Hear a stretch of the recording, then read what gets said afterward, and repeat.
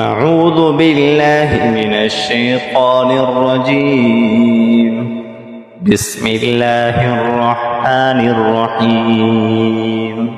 يا أيها المزمل قم الليل إلا قليلا نصفه أو انقص منه قليلا أو زد عليه ورتل القرآن ترتيلا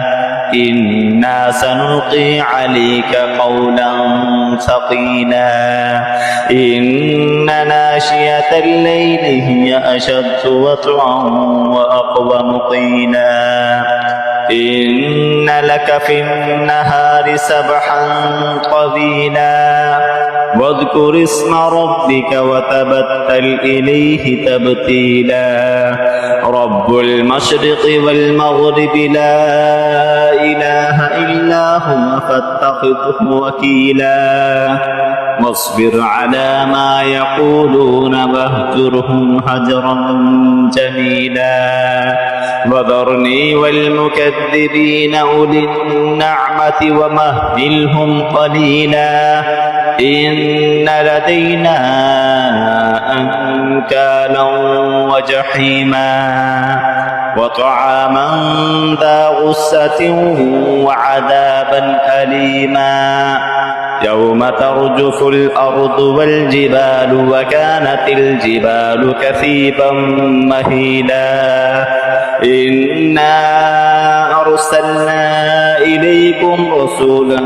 شاهدا عليكم كما أرسلنا إلى فرعون رسولا فعصى فرعون الرسول فأخذناه أخذا وبيلا فكيف تتقون إن كفرتم يوما يجعل البلدان شيبا السماء منفطر به كان وعده مفعولا إن هذه تذكرة فمن شاء اتخذ إلى ربه سبيلا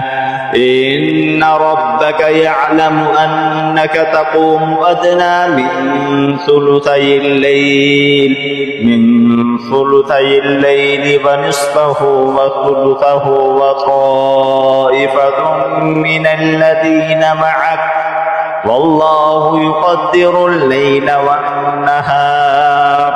علم أن لن تحصوه فتاب عليكم فاقرؤوا ما تيسر من القرآن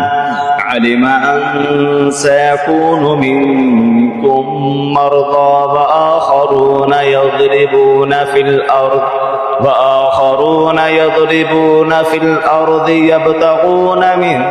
فضل الله وآخرون يقاتلون في سبيل الله فاقرؤوا ما تيسر منه وأقيموا الصلاة وآتوا الزكاة وأقرضوا الله قرضا حسنا وما تقدموا لأنفسكم من خير تجدوه عند الله هو خيرا وأعظم أجرا واستغفروا الله إن الله غفور رحيم.